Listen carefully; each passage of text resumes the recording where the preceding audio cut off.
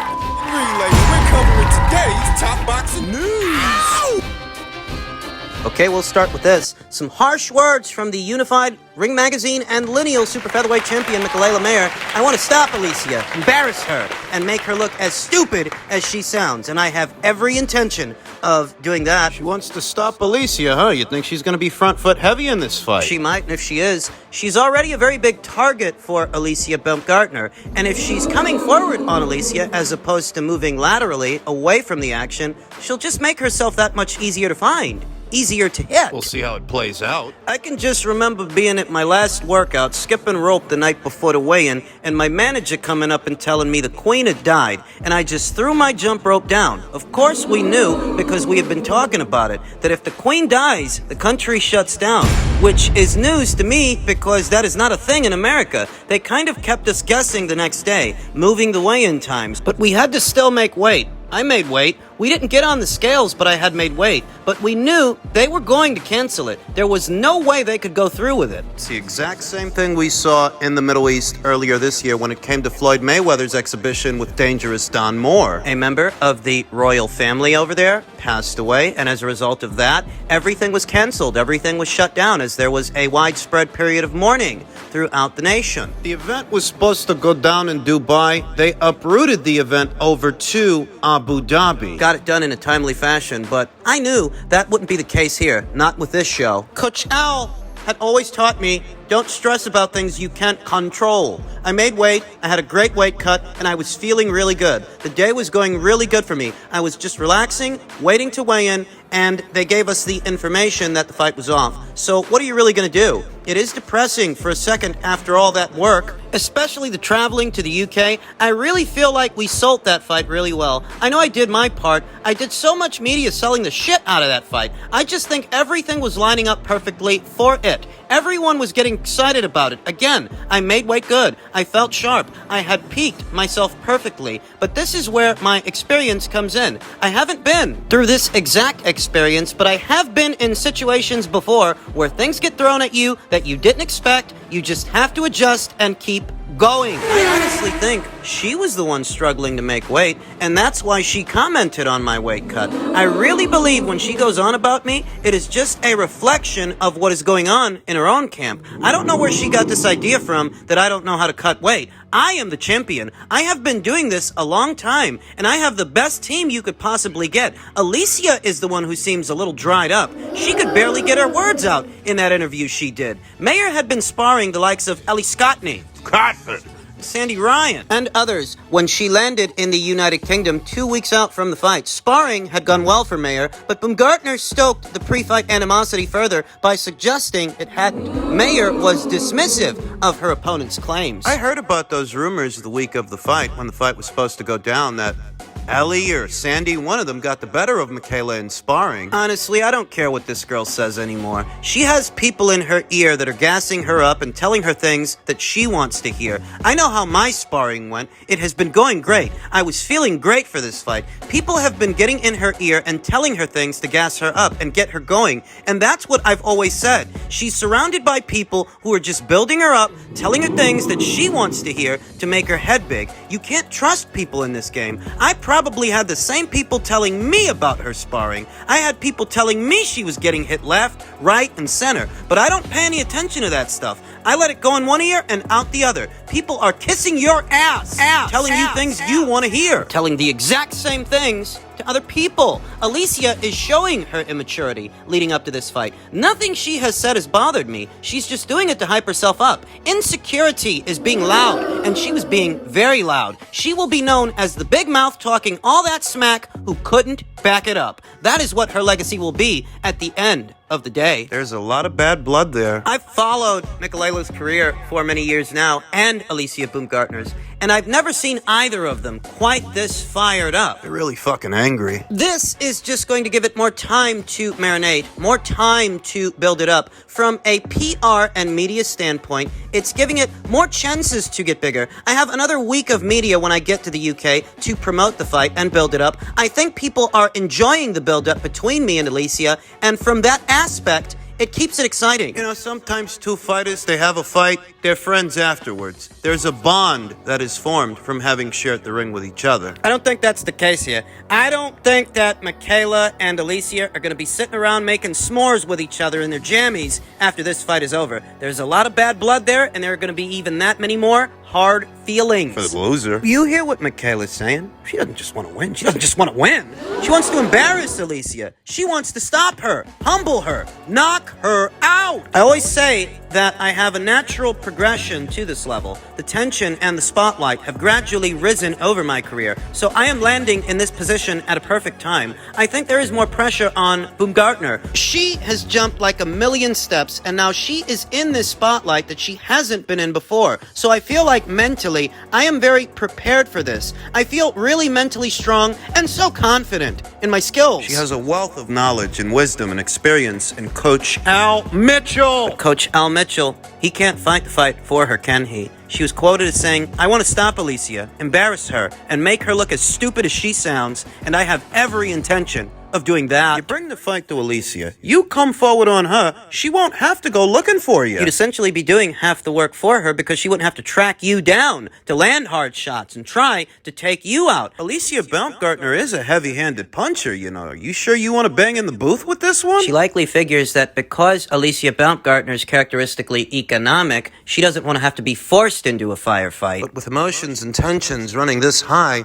Alicia might hit another level, another gear. The fight date is fast approaching, and on the 15th, we'll find out whether Michaela can deliver Or not.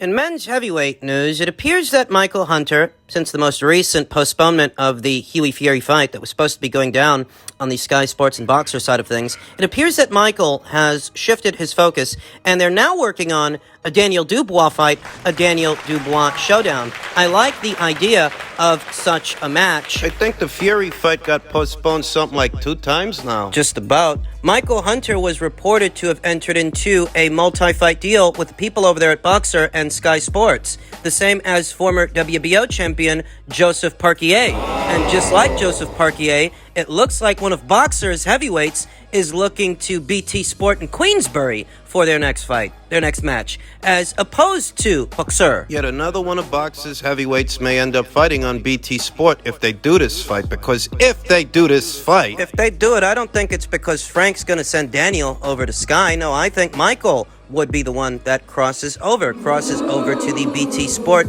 Queensbury side of things. That's if they do this fight. There's still a chance that they don't. You know, Michael Hunter, the Michael Hunter from before the Jerry Forrest fight, that Michael Hunter, I'd have given that Michael Hunter very good odds to beat today's Daniel Dubois. But he looked like shit in the Jerry Forrest fight, and that's the last time that we saw him. He hasn't fought since then. So there is an air of intrigue there. Daniel Dubois, he was last in action here stateside in Florida against then unbeaten WBA regular champion Trevor Bryan, and he knocked him out the way I said he was going to knock him out. Hunter versus Dubois is an intriguing fight, an intriguing contest, because we're not quite sure what we're going to get. You know, Daniel, he's enlisted the aid of Shane McGuigan, and he's training under him now, but I don't see a whole lot of difference in Daniel, at least not yet. Well, at the same time, Michael Hunter's been looking less than spectacular, so it's not a foregone conclusion that either man wins. At the same time, last week, there was a story published that Manuel Char had entered into a multi-fight arrangement with Frank Warren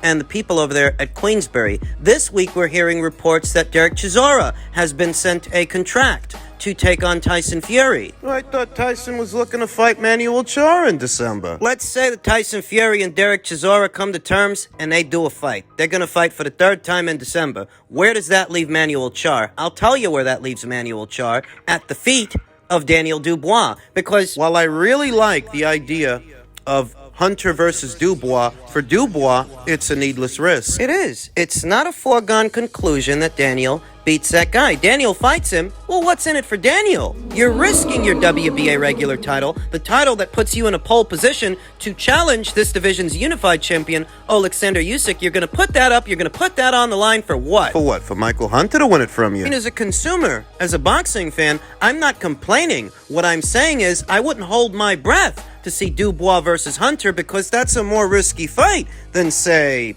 Dubois versus Char, Manuel Char, who last week said he inked a multi-fight deal with Frank Warren and Queensberry. They didn't sign that guy for no reason. If Fury ends up fighting Derek Chisora, you could throw Manuel Char in there with Daniel Dubois or Joe Joyce. Yeah, but Joe just fought, so throwing him in there with Dubois makes more sense. You know what? Manuel Char may not drive as hard a bargain as Michael Hunter because Michael Hunter is with Sky Sports and Boxer after all. I don't know that he's going to take on a Dubois fight on the cheap. Might be more economic, more cost feasible for Frank to do a Char versus Dubois fight as opposed to a Hunter versus Dubois fight because Michael Hunter might want more money than Manuel does. Manuel's a more beatable guy, probably doesn't drive as hard a bargain. I could see Dubois versus Char happening. I don't mind the idea of Dubois versus Hunter, but it is a risky fight. And for Daniel, it's almost a needless risk. They just need to keep him busy after all. They just need to get him out there, get him a little fight so he don't collect ring rust. Not married to the idea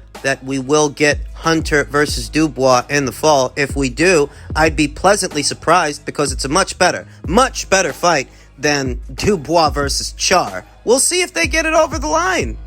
And just in keeping with the theme of men's heavyweight news, unified champion Alexander Usyk's manager says Deontay Wilder is a real option for next fight. No, he isn't. Sorry, but I'm not buying it. I'm not buying that Deontay Wilder is a realistic option for Alexander Usyk. Klimas, the manager of WBO, IBO, WBA heavyweight champion Alexander Usyk says Deontay Wilder is certainly a realistic option for his boxer's next fight. Wilder, a former WBC world champion, is returning to the ring on October 15th when he faces Robert Helenius at the Barclays Center in Las Vegas. Usyk was in action back in August when he outboxed Anthony Joshua to secure a 12-round decision win in their rematch. A Wilder fight would be a high-profile fight for Usyk, but who's supposed to pay for it? Who's going to foot the bill? Because somebody has to. Deontay Wilder's next fight is being billed as a Fox pay-per-view. But who knows if going into next year, Fox will still be in the sport of boxing. Industry insiders speculate that they won't be, that this is their last year in the sport. That's the tune the junkies are singing. Hopefully, everything is going to line up with the Fury fight,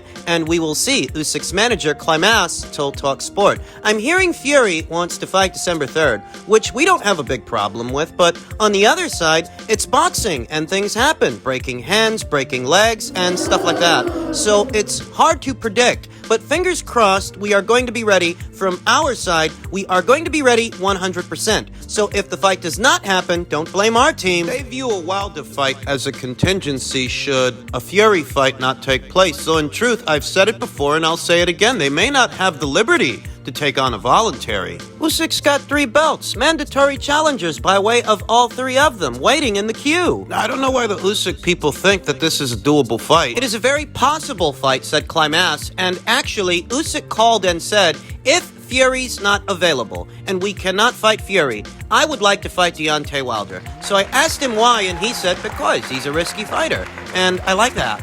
Wilder, whose 2 career defeats came at the hands of the same fighter, Tyson Fury, in their dramatic trilogy, Wilder scored 4 knockdowns on Fury. Deontay Wilder, the former champion who's on the rebound and whose next fight is going to be billed as a Fox pay-per-view, Fox, that may not even be in the sport of boxing this time next year. So who's supposed to pay for the fight? Because Alexander Usyk, talented boxer, unified heavyweight champion that he might be, he's a network and promotional free agent, so fat chance his people finance a fight with Wilder. It would be up to Wilder's people to finance the fight. And if Fox leaves the sport of boxing this year, who's going to foot the bill for the fight? Showtime? Showtime, that's still struggling to put together a less expensive fight in Crawford versus Spence. You know, the way it works, the network affiliate, the network foots the bill to do a fight if they believe in it. Under normal circumstances, that's the relationship. And if Fox leaves the sport of boxing, well, the PBC still has that relationship with Showtime. But does Showtime believe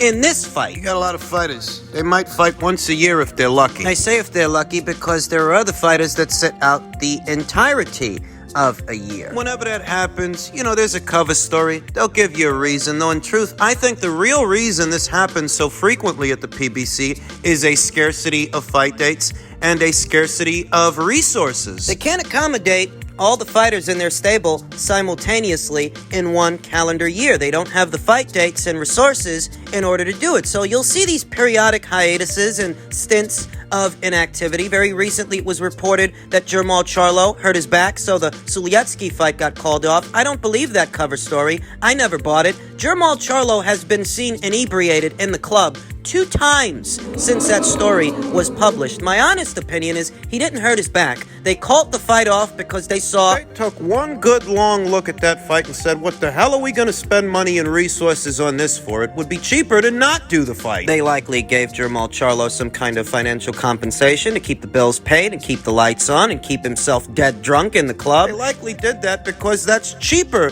than trying to put on a fight card that nobody wants to watch for a fight that nobody wants to see. You often hear it said in some circles that channels like this one spend too much time talking about the inner workings of boxing, the politics, the infrastructure. But the infrastructure of the sport and what's going on behind the scenes is just as relevant to the sport as the gum shields and the gloves, okay? And I'm telling you, where's the money supposed to come from to do a Wilder versus Usyk fight when Fox might be leaving the sport And the well is running dry at Showtime. They can't even accommodate their own fighters, many of their own fighters. Many of their own fighters are lucky if they get one fight in during the calendar year. Do you think they have millions upon millions upon millions of dollars to finance a fight like this? So I know that they made Canelo Alvarez such an offer, but that's Canelo Alvarez, the biggest draw in boxing in this part of the world. It really isn't the same situation when you're talking about a Wilder versus Usyk fight. Great fight that I think it is. Box office fight that it might be. The first question you gotta ask is, what is it gonna take to make it? What dollar amount? And is that dollar amount a dollar amount that Showtime is willing to stake on an event like this? Because I hate to break the news to you, it might be cheaper for them to do something in-house. Do something with Andy Ruiz. Right here and right now, there are a lot of questions that need answers, because if Fox leaves boxing, Wilder's gonna have to migrate back over to Showtime. That's if Fox ends up leaving boxing the way many industry insiders speculate. They're gonna leave boxing. And if they do, obviously they're not going to pay for this fight, at which point the onus would be on Showtime to do it. And Showtime might decide It's more cost feasible to do a Wilder versus Ruiz fight than a Wilder versus Usyk fight.